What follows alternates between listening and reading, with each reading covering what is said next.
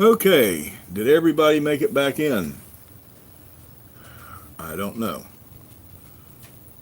Hang on, folks. I don't know what's going on. I know I'm live over there, but I don't know what's going on over here.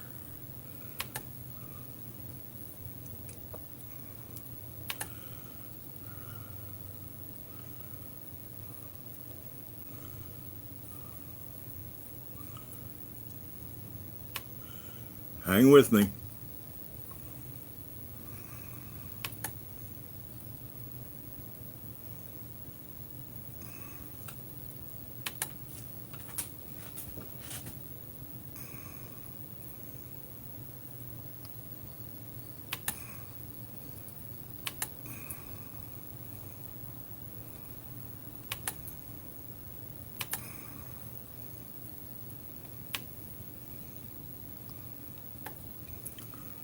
Okay.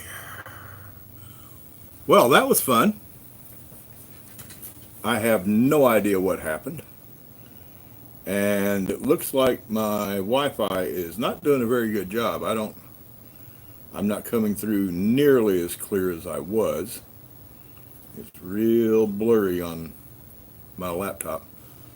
Uh, Thanks, Tom. I appreciate that. Um, does the video look as bad to y'all as it does to me? And what about the audio? Is that still there? Am I coming through?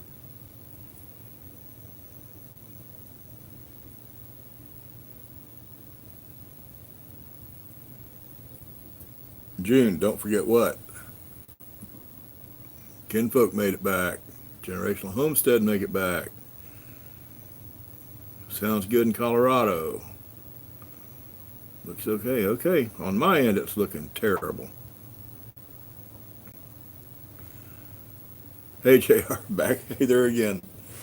All right. Where was I? Washing machine makes a great salad spinner. Um, on the dryer, I'm not going to throw that away either. That's not trash either.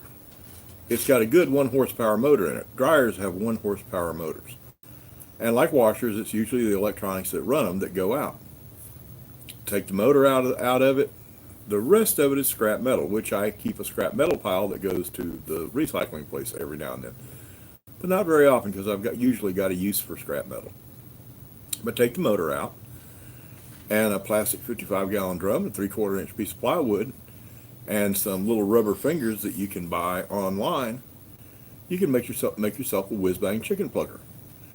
It'll pluck about 6-8 chickens at the time. It'll pluck a couple of geese at the time.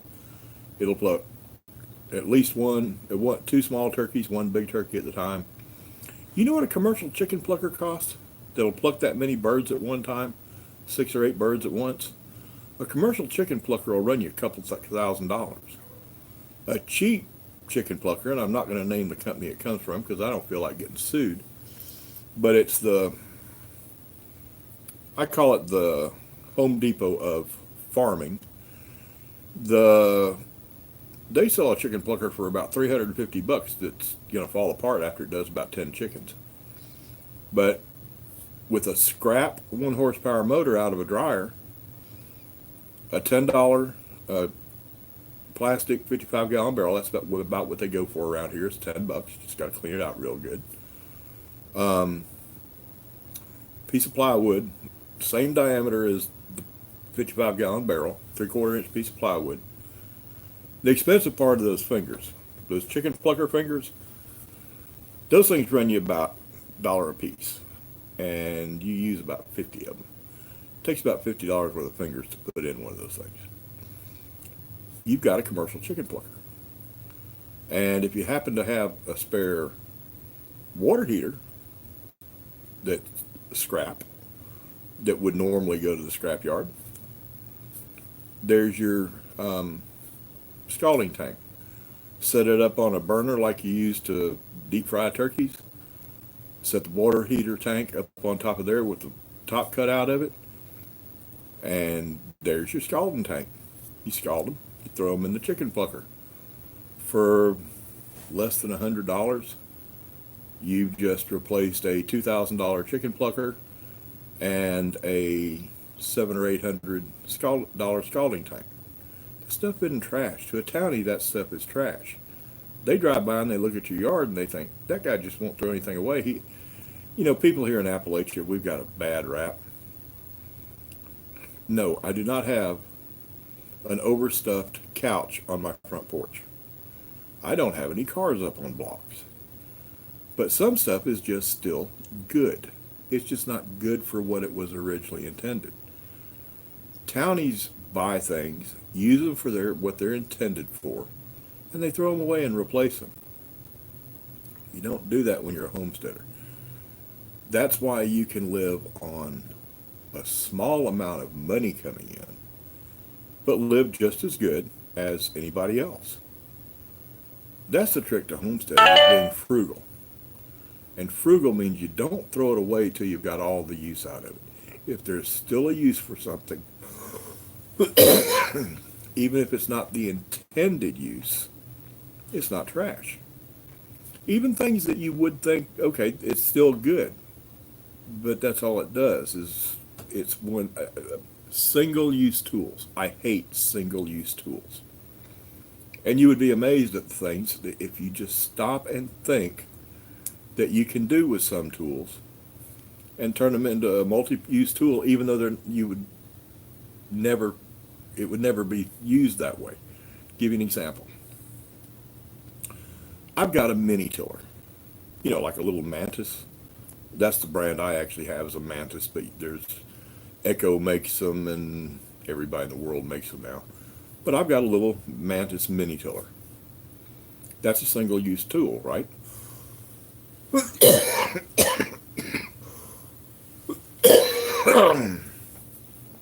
That's a single-use tool. All you can do with it is till the ground, right? No.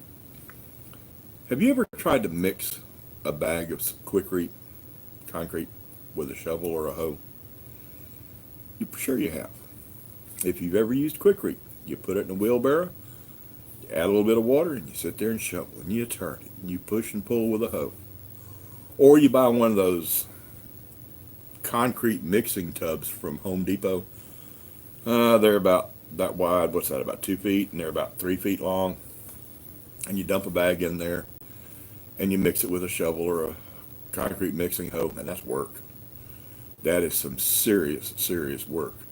Especially if you don't like mixing just one bag at a time, because one bag's only 2/3 of a square foot, of a cubic foot. Well, if you got to do 20 bags and you're doing them one at a time, you get tired of that real quick. Well, you know what I do? I got a good sized wheelbarrow. I'll put 2 bags in the wheelbarrow. I'll put water in the wheelbarrow. And I put my Mantis tiller in the wheelbarrow. Tillers till up dirt. You know what? They till up concrete too. They mix it in with the water really, really good. You'll wind up with concrete that's mixed better, takes a lot less work, and you can do a lot more concrete before you are worn slam out.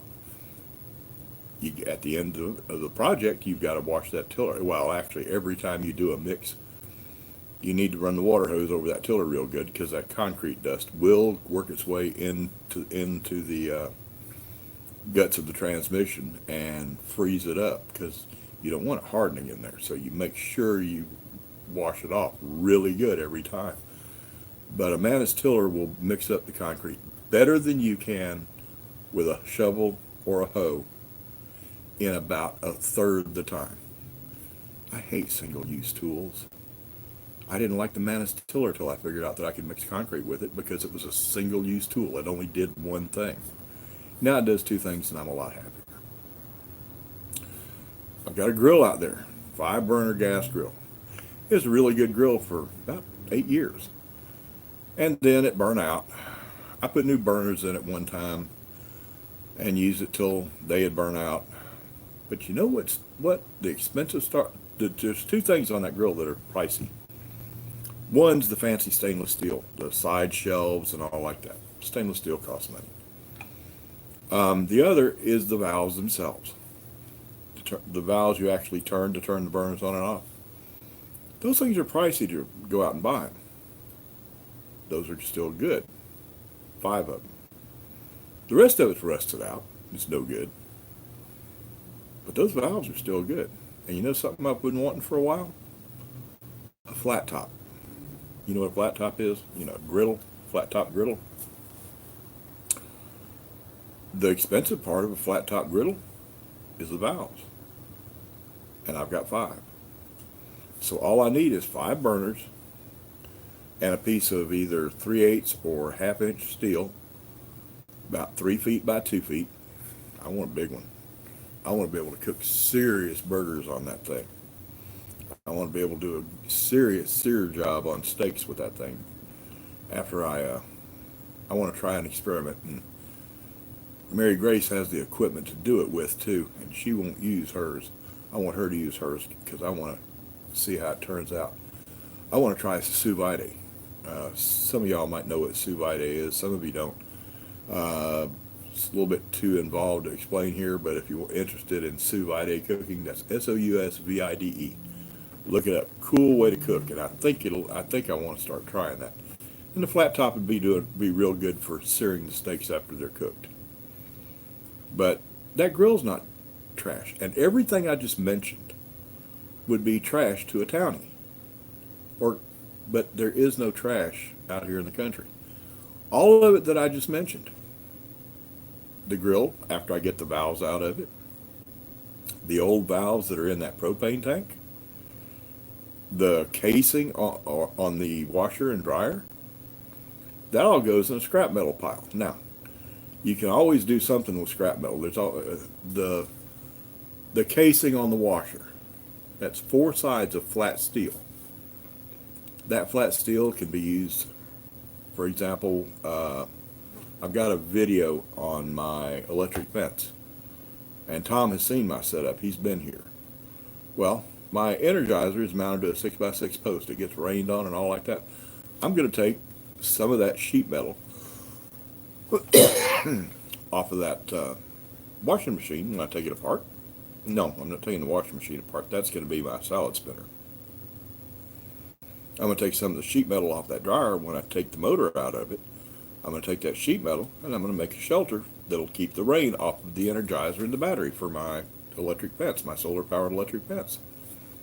That stuff's not trash. That's how you live frugally but live well.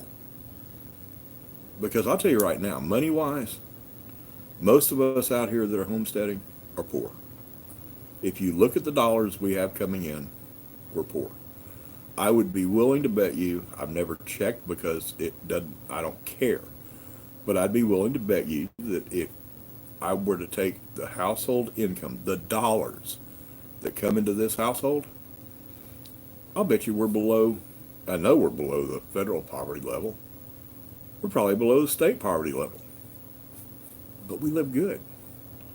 We live below the state poverty level, but we have shrimp not every week, but on a fairly regular basis, and shrimp aren't cheap.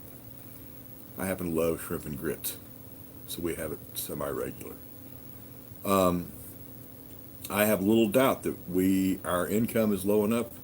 We probably qualify for every federal and state poverty program there is. Food stamps, you name it.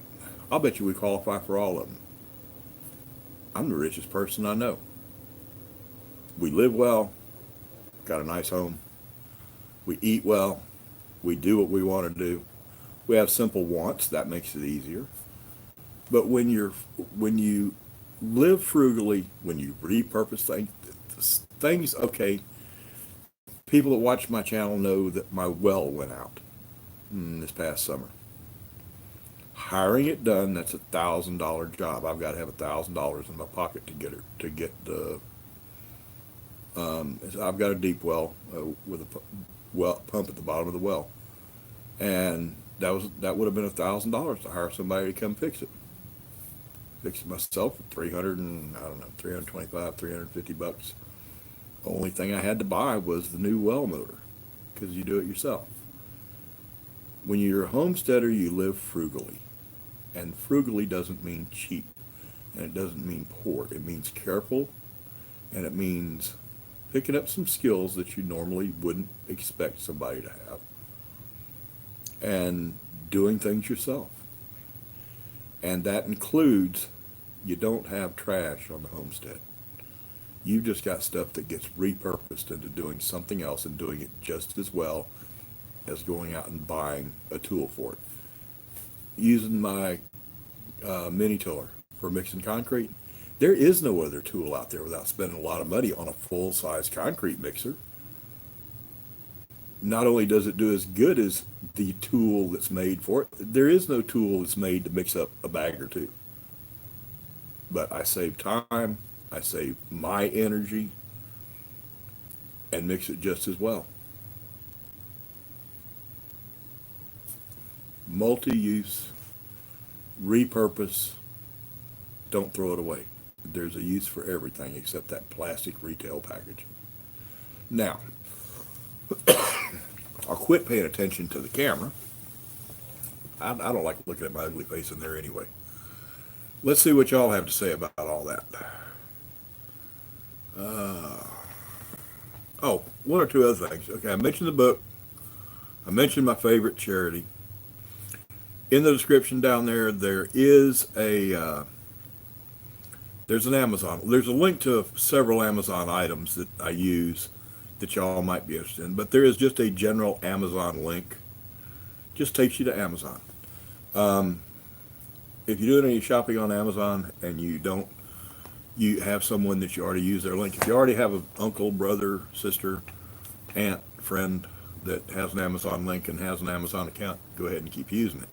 But if you don't have any particular Amazon access that you're using, if you'll use my Amazon link down there, I'll make a few cents off of whatever you buy. It won't affect your the cost of what you're buying at all.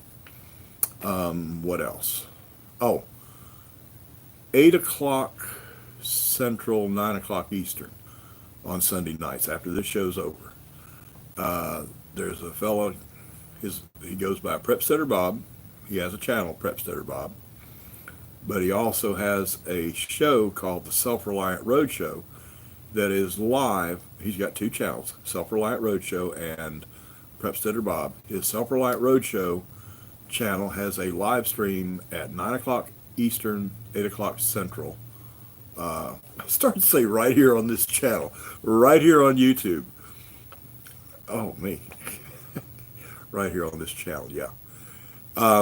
He goes around the country. He and his wife are they're retired, and he goes around the country helping homesteaders with projects that are either over their head skill-wise, or they have financial issues. He'll go and help if they. You just have to see the show to understand. But he's got a good live stream. Thomas, am I leaving stuff out? I probably am.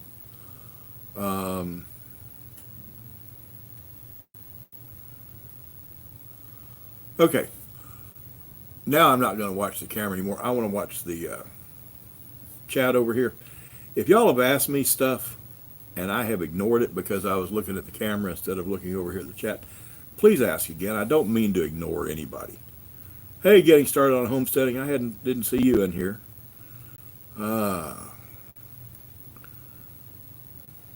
Let's see.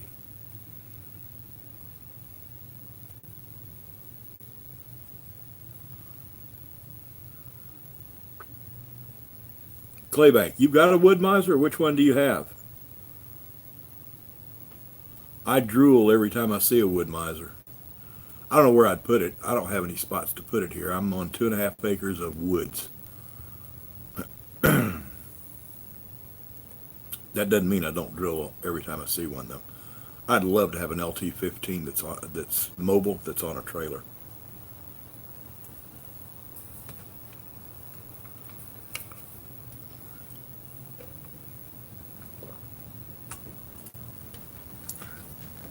Switchel, also known as Haymaker's Punch, non-alcoholic.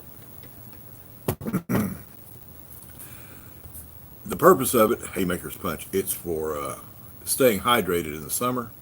But I tell you what, The stuff is awesome year round. I drink it. I drink about half a gallon to a gallon a day year round. Uh,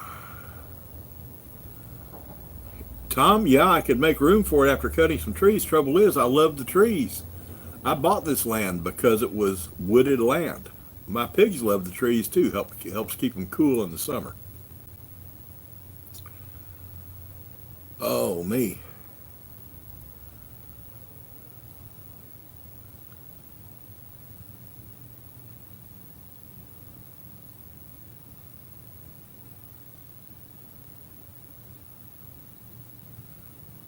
your mom loves this type of living. You mean homesteading type of living? It is awesome.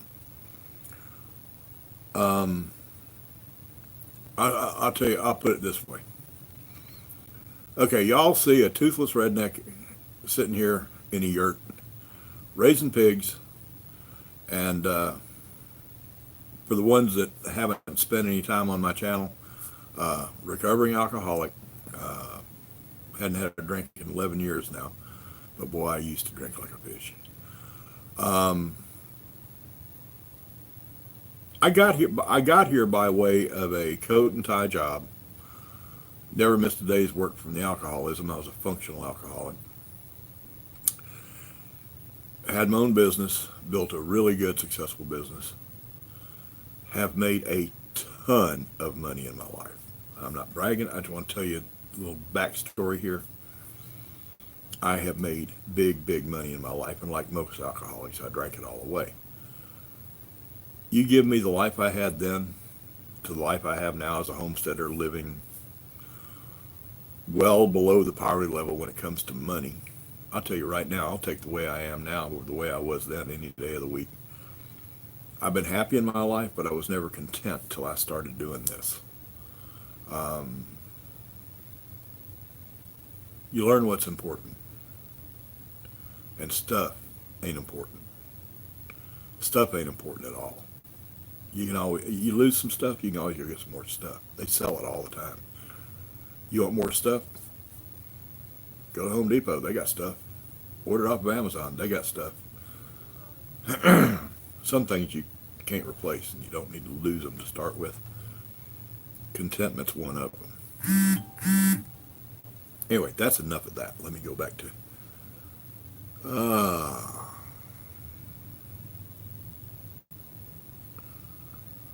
I must have missed something. Mary Grace said that somebody had a heart of gold. I know she's not talking about me. I'm a jerk.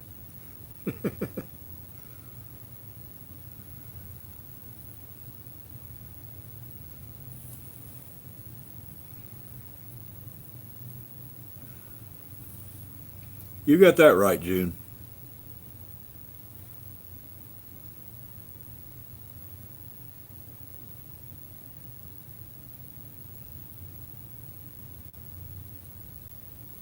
Generational homestead. You're 9? That is cool. What kind of rabbits do you raise?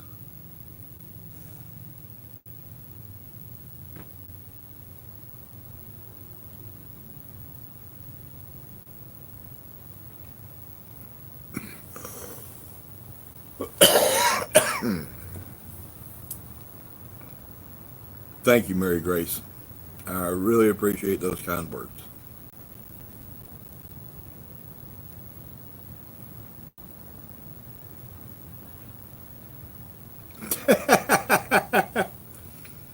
Dave, is that how you lost your teeth?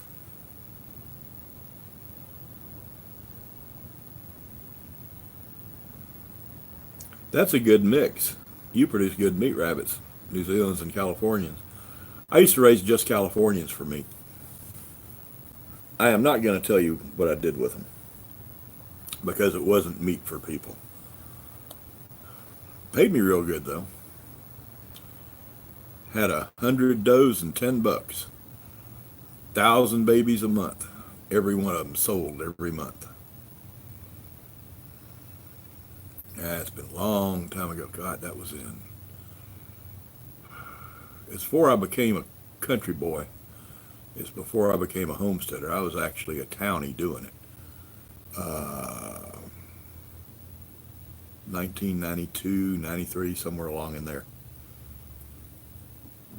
No, I didn't. I didn't do dog food with them. Or are you saying you do dog food with them?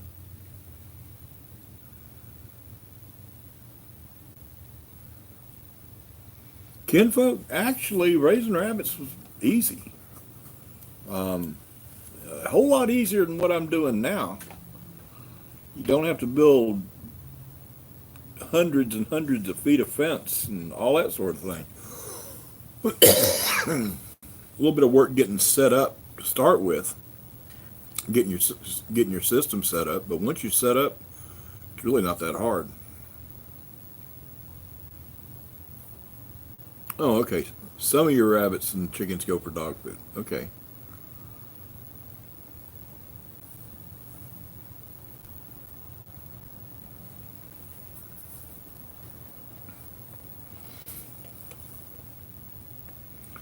Uh, you can raise them in pens, I guess, kinfolk, but I did mine in cages.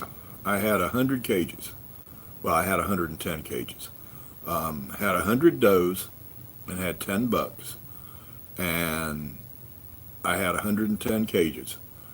I had pans underneath the cages, caught all the rabbit poop, which I then rebagged in the bags that the rabbit feed came in, rebagged it, and sold it to gardeners because rabbit poop is the best fertilizer you can put on a garden.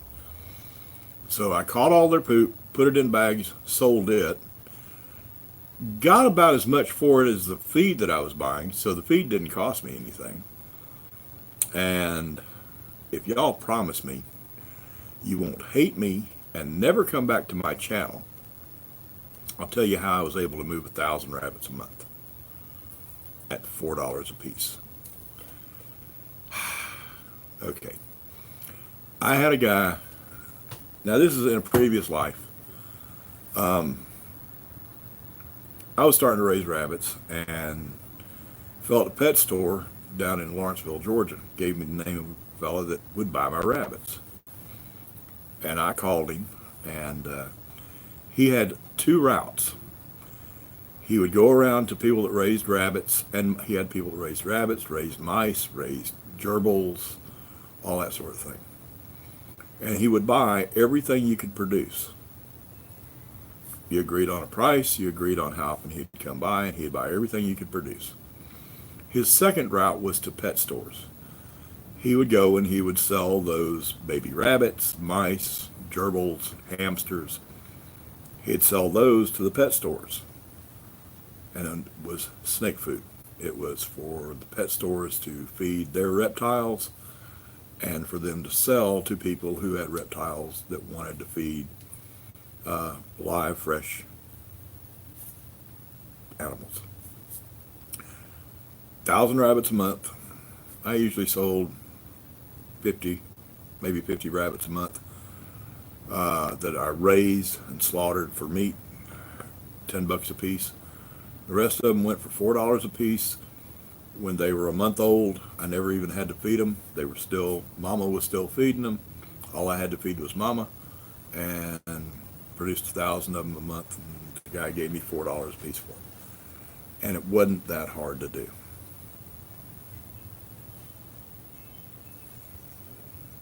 Now, all of y'all are going to hate me and leave my channel, right?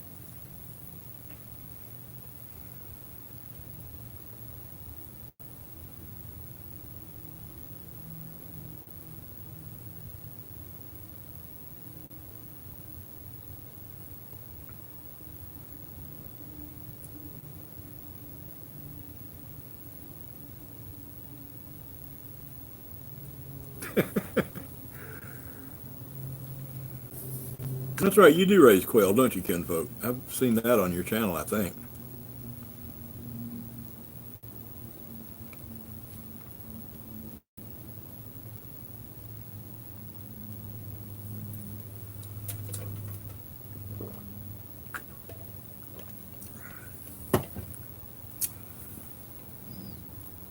Thank you, Mary Grace.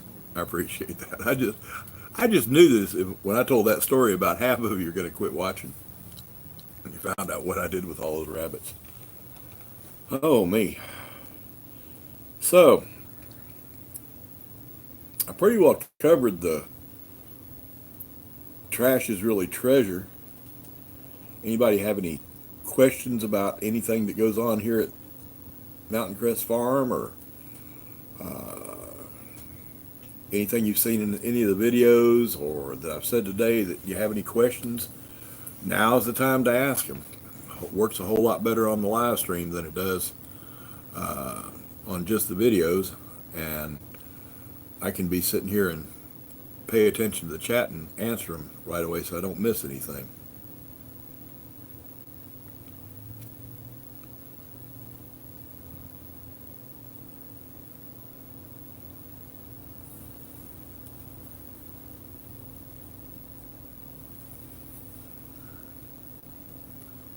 Lord, I've been yapping for almost an hour.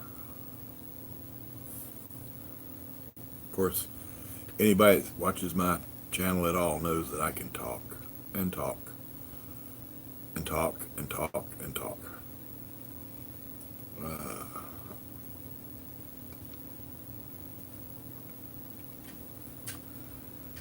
JR, my property is 100% in the woods. I don't have any open land. So as far as a loafing shed or anything for summertime to keep them in, out of the sun, I don't have to. I've got a few pines here, but most of the trees are hardwoods. So they've got a really, really good shady area of the whole property. The only real shelter that I have for them is farrowing pens. And my farrowing pens are 8 feet wide by 16 feet long. Half of them, the back half is covered. All it is a cattle panel, or actually 2 cattle panels wired together that are then in a hoop from one side to the other. 8 feet, makes it about 5.5 feet tall in the middle. And then I use store brand Tyvek. Go to Home Depot, and I forget what the house wrap, what it is house wrap, and I forget what Home Depot's house brand is, but the stuff's 9 feet wide. 100-foot roll is about $90, and 16 feet, that's how long cattle panel is. 16 feet of it, and just cover it, and then stack up hay bales in the back end, keep the wind out. I have the back toward the north, have them facing so that the back end of the farrowing pens are facing north. Stack hay bales behind them, stops the wind from coming in, and they're good to go all winter. It's on dirt. First thing I put down on top of the dirt is wood chips. I've got a friend of mine who's in the tree business, and everything he chips, he always has plenty of wood chips. Whenever I need some, he just brings the load by here and dumps them. That's what I put down on the ground in the farrowing pens. And then during the winter, when it's going to be cold, I always keep plenty of straw in there for Mama to make nests. And that's all I have for shelter. If I had them out on pasture, I'm sure I'd need to build loafing sheds and things like that. But large blacks acclimate real well to harsh weather. I have one guy, I'm on the board of directors of the Large Black Hawk Association, and we've got one member who raises large blacks who is over 200 miles north of Fairbanks, Alaska. And he does just fine. As a matter of fact, he lives in the yurt just like I do. But he's over 200 miles north of Fairbanks with large black pigs, large black hawks.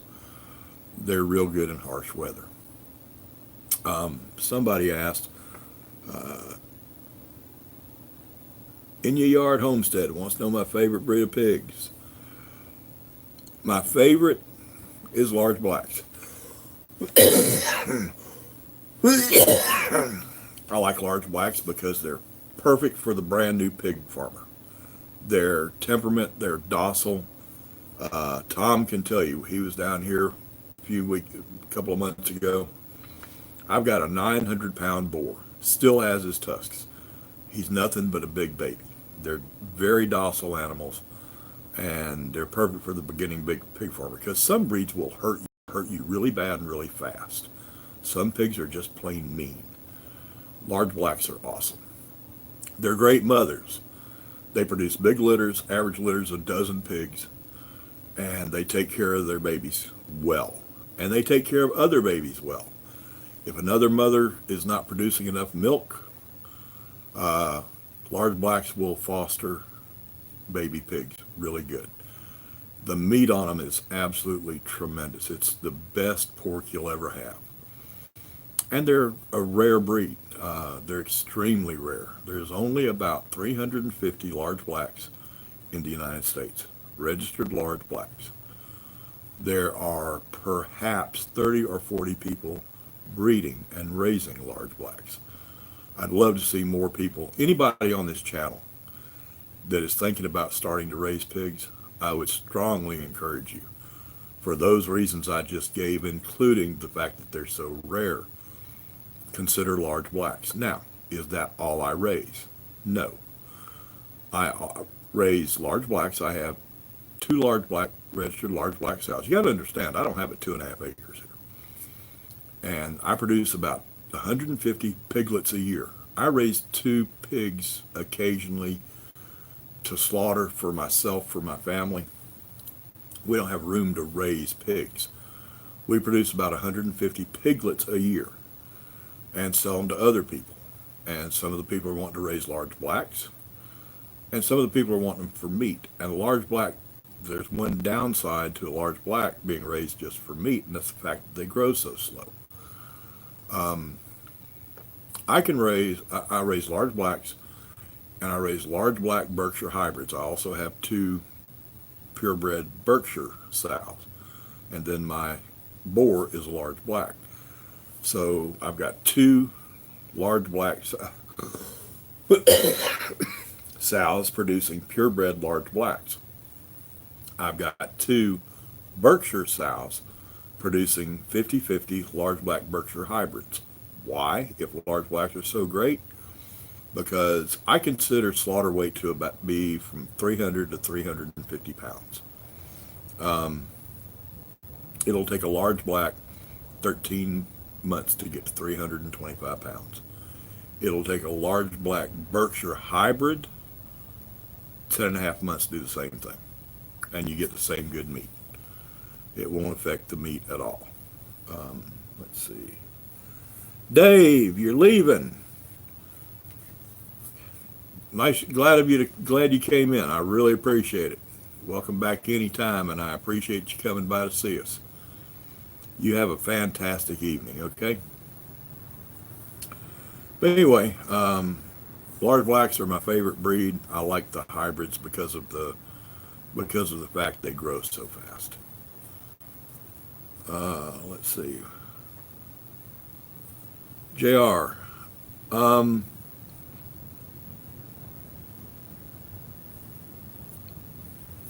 Well, I forget where you live. You've told me, and I forget where you live. Aren't you Wyoming or somewhere out there?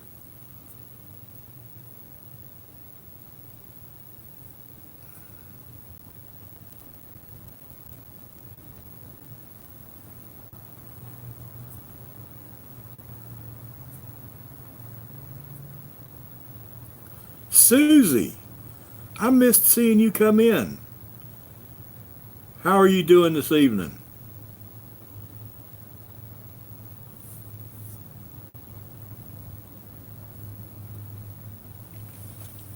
JR, to be honest with you, I don't know. I know the guy up above Fairbanks got pigs shipped in up there, piglets, 2-month-old piglets is what he bought, and had them flown in, and they came from here. I don't know what he did with them when he got them there. I don't know how they were housed. I know that even now they're not like mine. Mine are out all winter. But my winter here, I'm in North Georgia. It's gotten below zero one time since I've lived here, 17 years. And that was last year, year before last, got down to one below zero. A really, really, really, really cold day here is 13 degrees, 15 degrees, 17 degrees. My pigs don't need shelter. Um, Now, I'm sure in Alaska, the breeder we've got up there, I'm sure he has shelter. How much and exactly how he does it, I don't know. But I know that he got piglets, not grown pigs, that had to, be used to being raised in this and then go there. He got 2-month-old piglets when he went up there. Let's see.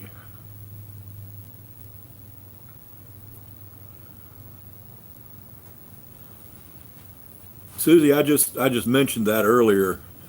Uh, you came up. I forget exactly how.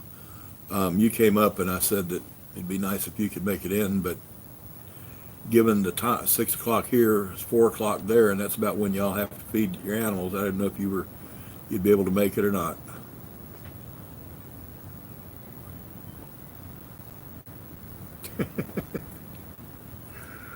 Oh me.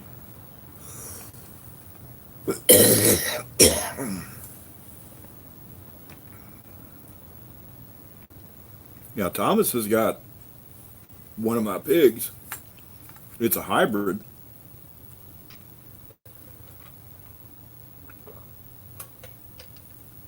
It's one of my hybrids, large black Berkshire. Hey, RG.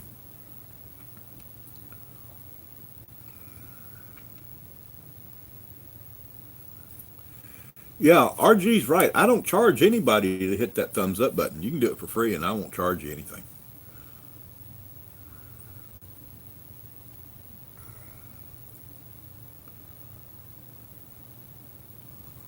Well, folks, we are over an hour at this point. If anybody has any more questions, go ahead and ask them, because I don't like keeping this going just for the sake of getting more watch time and more view minutes and all that sort of thing. And I don't want to just stretch it out just for the sake of that.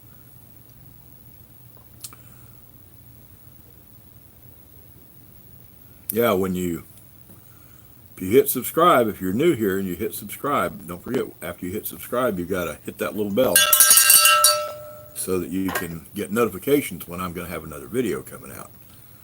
I'm going to take this bell and I'm going to get a little vinyl sticker right here. It says YouTube, or it might have the YouTube play button. Yeah. If that's going to be my YouTube subscribe bell, it needs a YouTube play button on it.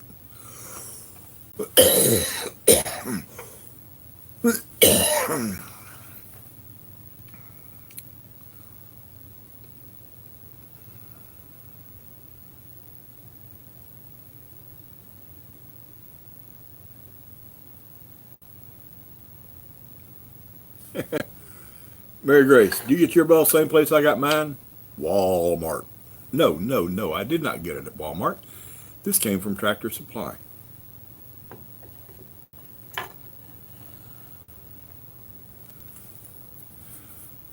Generational homestead. Did I do 4-H? No, I didn't.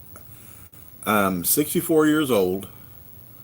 I've been living up here for 17 years. I bought my place up here in 2002. And before that, I was part of the time a townie and part of the time from the city. And I had no desire to live in the country. Had no desire to live a rural life. Didn't want to raise cows, didn't want to raise pigs, didn't want to raise chickens. I wanted to go get my food from the grocery store. In other words, I was stupid. I have gotten a little bit smarter. I hate grocery store food. We buy some from there because we have to. Raise my own pigs now. And like I say, we produce mostly piglets for other people to raise. Some for food, some for because they want to breed large blacks. We buy some food from the grocery store because I don't grow wheat, so I can't produce flour. And things like we don't grow sugar cane, so I can't produce sugar, and we don't grow sugar beets, so I can't produce sugar. But I wasn't smart enough to do 4-H when I was young. I was an idiot. I have since gotten smarter. Uh, Love the life and love what it's taught me about what's important. Because this ain't what I thought was important. Not that many years ago. Even since I've been up here. I've been up here 17 years ago, and I wasn't smart 17 years ago when I moved up here. I moved up here to run away from some stuff. Not trouble stuff. Just I thought you could run away from your problems. You can't. No matter where I go, there I am. But I love it up here. And if I was younger, if I had kids still in school, if I was just starting a family and living up here, those kids would be in 4-H or FFA. Uh, Here we've got FFA in the schools. We've got 4-H program here in the county. But as far as school sponsored and greenhouses on the school property and a pig barn on the school property and everything, it's FFA. But yeah, my kids would be doing that. They wouldn't be sitting there with their thumbs on some stupid little phone and texting and all that garbage. If I had kids 10, 12, 15 years old now, they wouldn't own a phone. Uh, anyway, that's my little diatribe on phones. I'll keep it real short. I'll keep it down to that because I can talk for 2 hours about the evils of cell phones and stuff like that.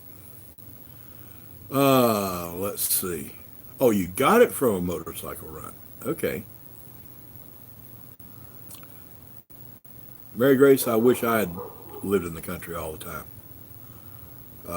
I can't say I don't like my life before here because people ask me, would you have done things different if you could?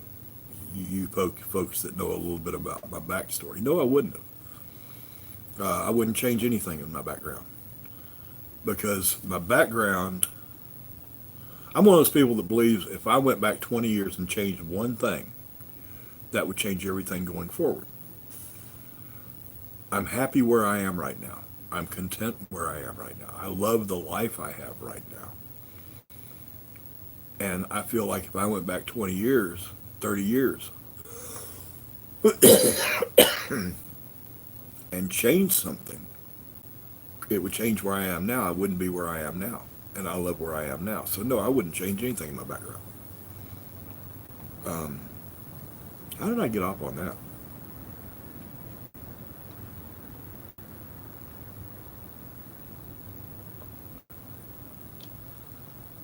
You want to get an auga horn.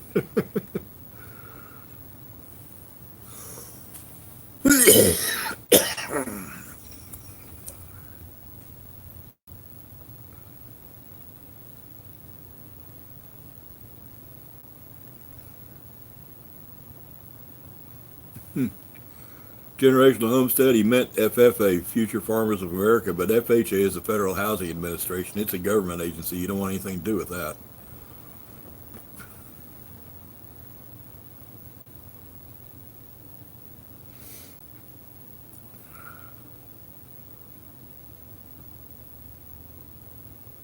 Okay, I have seen several of you, somebody in here is named Bub. I've glanced over a few times and seen several that said Bub. Who is Bub? Which one of you is Bub? Because I hadn't put two and two together and figured that one out yet.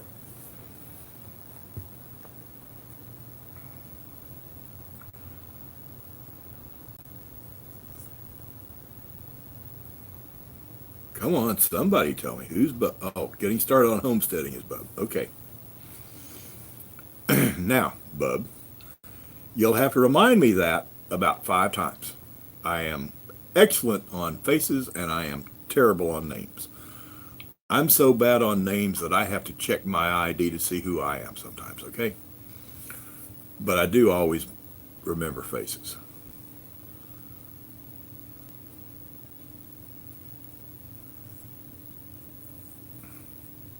So are there any more questions tonight or any more comments? Any of y'all that just want to tell me I do a terrible job and I need to totally redo the way I do my videos or anything like that?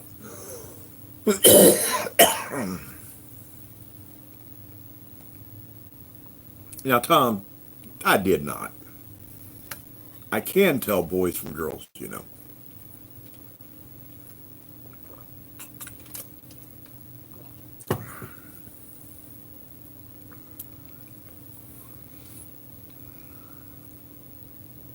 JR, that's an excellent source of feed for pigs. I wish I had one around here.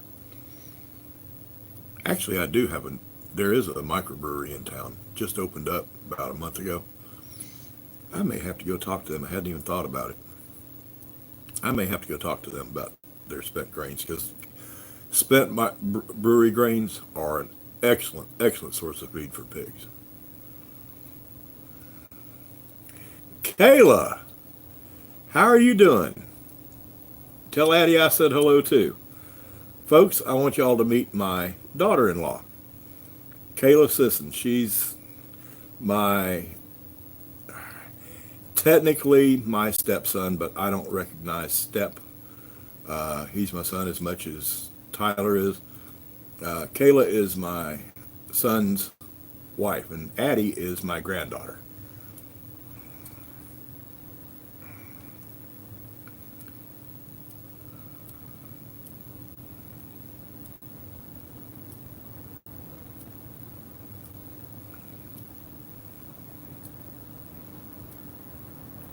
How did you find me, Kayla?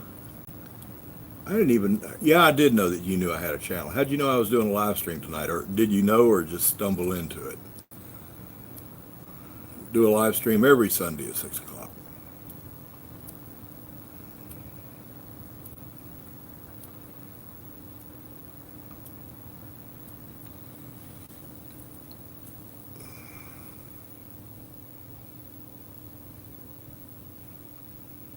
Oh, I did miss that.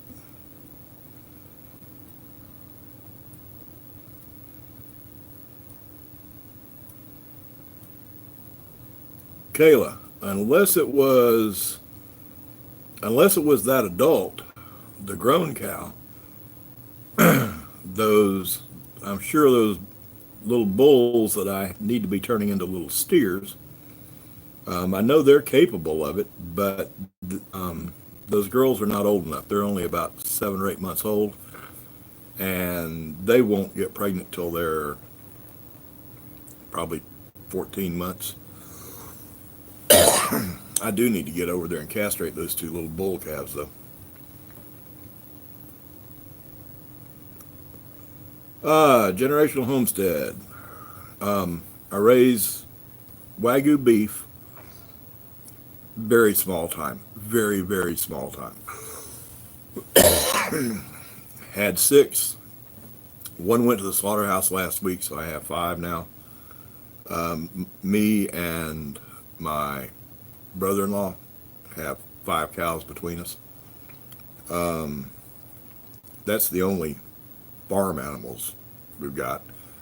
I used to have 100 laying hens. I don't anymore. I will have some chickens again, hopefully this next spring. But other than that, a bunch of cats and dogs, way too many cats and dogs. Anybody want some cats? I'll ship them to you. You pay the shipping and I'll box them up and ship them to you.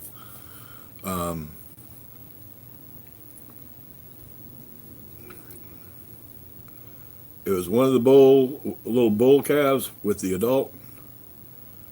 Well, phooey. I hope she's not pregnant.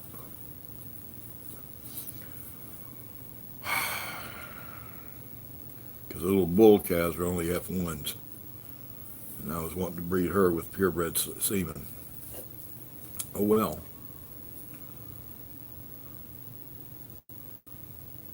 Six inside and 5 more outside. Georgia oysters?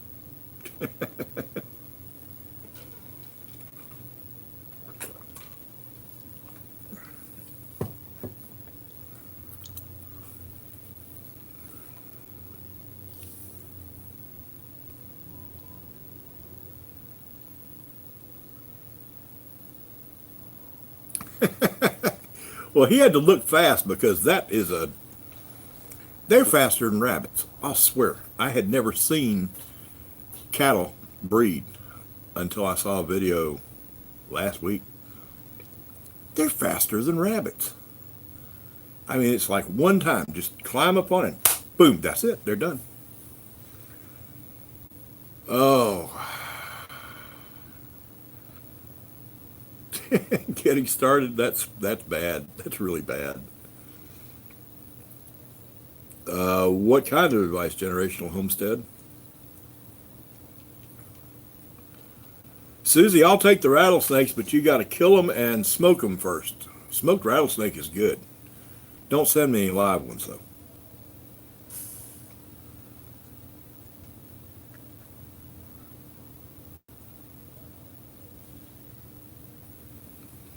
No, Kayla, it takes about a second and a half. I could not believe it when I can't remember the channel it was. It was a YouTube channel. Guy that runs about 300 head of Angus. And he was out, he had just put the bulls in with a field of heifers, about 35 heifers. The title of the video, if you wanted to look it up, the title of the video is something like, our bull thinks he can breed all 35 of them, or something like that. And he had it on video, and it's just like, boom, one time, one thrust, and they're done.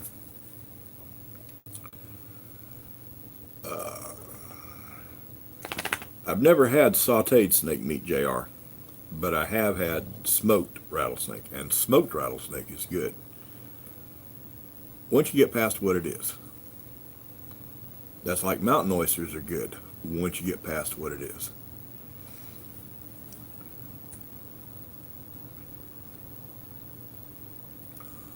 Well, folks, we're up to an hour and 15 minutes now. So, oh yeah, JR. Gator meat, gator tail is good. Gator tail is a delicacy. Of course, that's like I consider boiled peanuts a delicacy, like I said up to Mary Grace. Boiled peanuts are also the caviar of the South.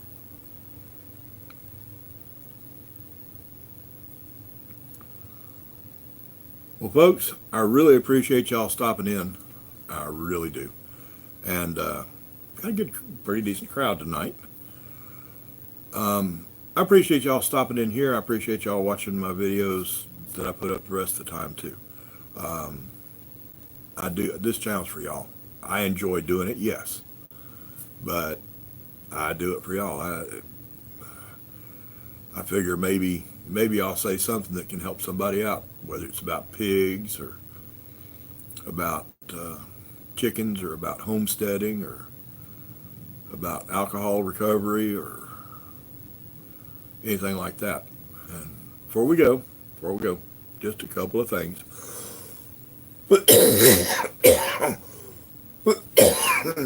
Number one, remember what my favorite charity is. The Atlanta Hope Lodge from the American Cancer Society. The link to it is down there in my description. And Thomas will probably put the link up here in the chat one more time. It's a place for cancer patients to stay when they live over 60 miles from where they're being treated in Atlanta, and they need a place to stay during their treatment in Atlanta. I spent 2 weeks there. The people are fantastic. They take care of you so well. They want to be a home away from home for cancer patients so that they can concentrate on getting well while they're in Atlanta. That's my favorite charity. If of any place that I would say you could send some money to, that's it. Number two, I do have a book out. It's called Yesterday I Couldn't Spell Snake Farmer. Susie, you did that. Yesterday I couldn't spell pig farmer, and today I are one. It's an Amazon Kindle book. If you're an Amazon Prime member, you can read it for free. Then they're lending, because they do have a lending library. If you're not a Prime member, it's $8.99. Prepsteader Bob, Self-Reliant Roadshow comes on at 9 o'clock Eastern, 8 o'clock Central Time on YouTube. It's pretty good. It's a good channel to watch. He has a live show every Sunday. What am I leaving out, Tom? If you want to buy anything off of Amazon and you're not using somebody else's link already that you want to help out, down there in the description, and Tom will probably put it up here. I have an Amazon link. You click on it, it just takes you to Amazon. Then you shop like you normally do. I'll make a couple of cents off of whatever you buy. Doesn't make the price go up for you or anything like that. And also, there's a few things down there in the description that I use that you might or might not be interested in that are Amazon links. Yes, any Amazon links I do make a little bit of money off of. It's like 2 or 3%.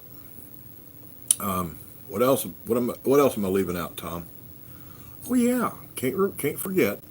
Hit the thumbs up if you hadn't. If you like the channel, subscribe to the channel. When you subscribe, you know that little bell down there? Ring that little bell so you'll get notifications whenever I have another video coming up. Usually 2 or 3 a week plus the live show. And have a fantastic week. Have an absolutely fantastic week. And like I always tell y'all, having a fantastic week it's really simple. It's not easy, but it's really simple. All you have to do to have a fantastic week is remember 2 things. Number 1, the tomb was empty. And number 2, he is alive. Now, y'all go have that fantastic week. I know I'm going to, and I'd hate to do it without y'all. See you later.